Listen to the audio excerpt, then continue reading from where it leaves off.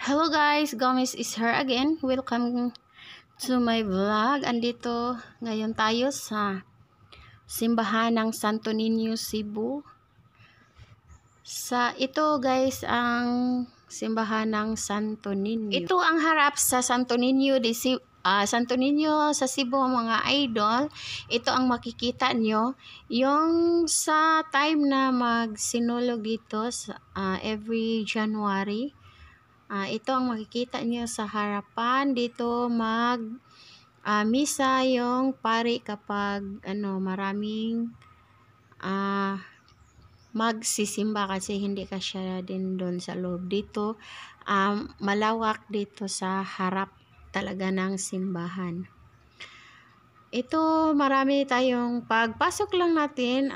Ito ang makikita natin yung mga naka-yellow at red na palda, sila po ay nagtitinda ng mga kandila at kung bibili tayo sinulog nila yung ating yung ating mga pasasalamat at kung mayroon man tayong hiling yun. At sa mga gustong bumisita dito, ito at careful din tayo kasi maraming tao.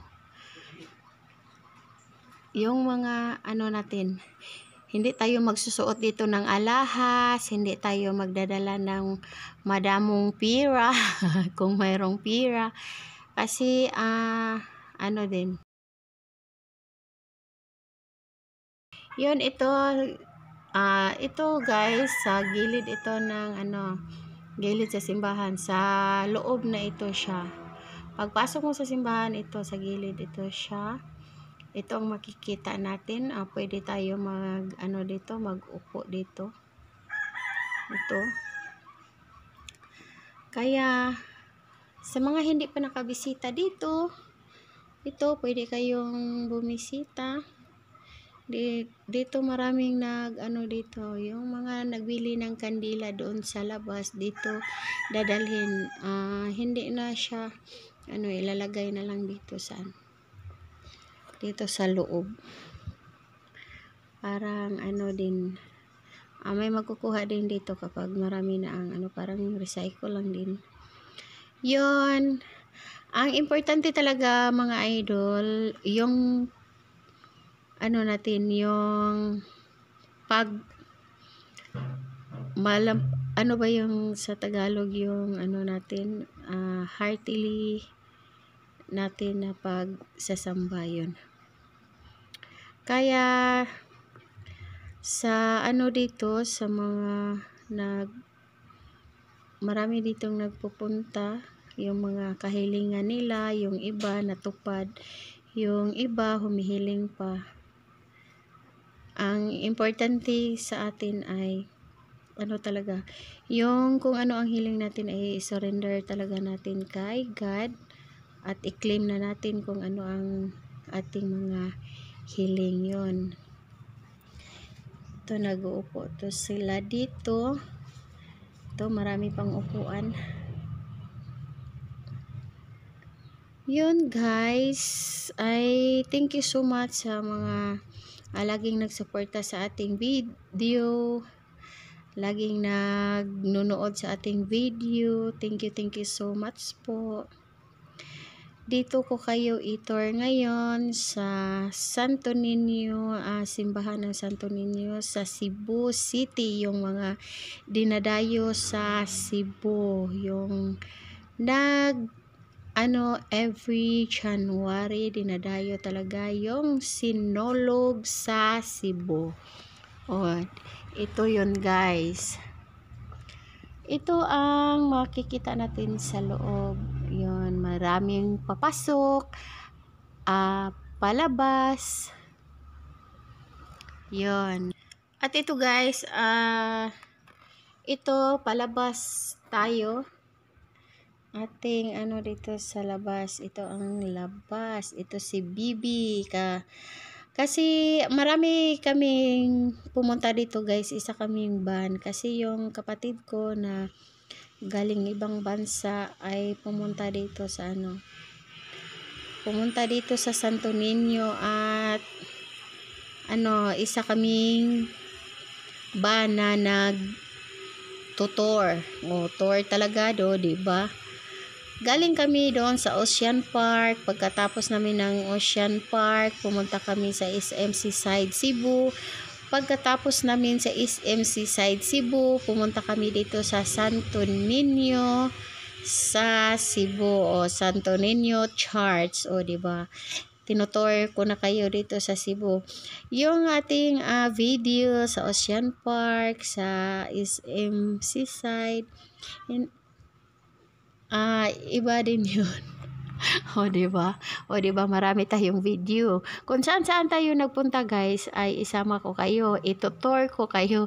Kaya wag niyong palampasin i-follow si Gomez Vlog kasi po, kung saan ako pumunta, isasama ko kayo. Diba? Sama ko kayo. Kaya follow niyo na si Gomez Vlog. At ito talaga yung ating video. Kung wala pa tayong pa-feeding program, wala pa tayong video sa ating pa-feeding program, yon ang ating pinupuntahan. Ipapakita ko sa inyo yung mga pinupuntahan natin na pinupuntahan din ng karamihan kasi isa po itong tourist spot. Diba? Parang tourist tayo, diba? Feeling tourist tayo. Ito yung mga si Bibi, diba? Alimutan na siya. Gihubo na niya yung jacket. Grabe ang init guys. Ang init dito sa Cebu. Ngayon, grabe ang init. Di ko matansya din kung ilang degree po tayo. Hindi ko nakita talaga sa araw ng ating pag-i-edit ito. Hindi natin alam kung ano ang degree ng init dito sa ito guys, itong makikita niyo na falls. Diba? Ang ganda. Napaka-relaxing ng kanyang tunog habang tumatagakpak yung tubig. Talagang dito ako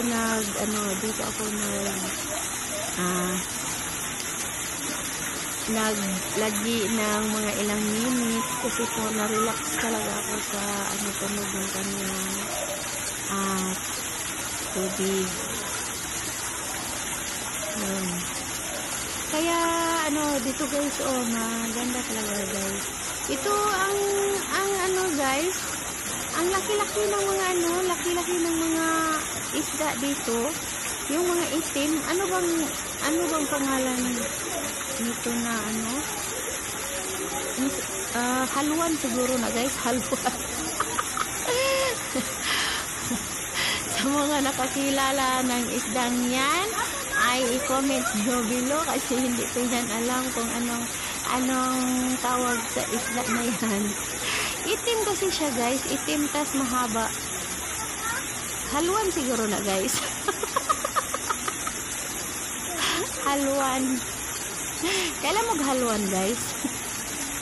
Haluan sa Bisaya yan guys, Bisaya. Makikita yan sa mga sapa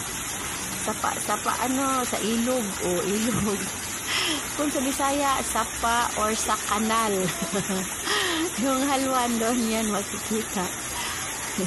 Sa mga hindi makaintindi dyan ng Bisaya, pagpasensyahan nyo na kasi may Bisaya kayo na kunti na pinagyaw-yaw dito kasi isa pong Bisaya si Gomez Vlog.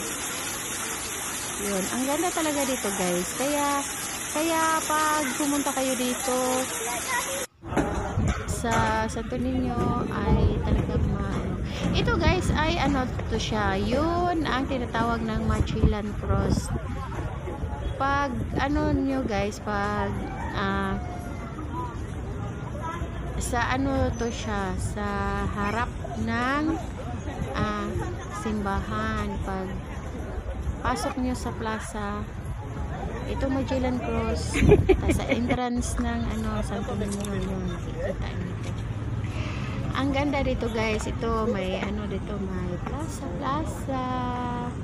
Oh, ito ang linis ng kapaligiran. Talagang malinis ang kapaligiran sa Cebu City. Kudos sa mayor ng Cebu City kasi napatakbo ng maayos ang kalinisan ng ating mahal na syudad. Oh. Kudos sa mayor ng Cebu City. Yun ang mga building na makikita natin dito. Dali nga rin, Alexander ka rin. Oo, ang linis ng Yan ang ating makikita pag pumunta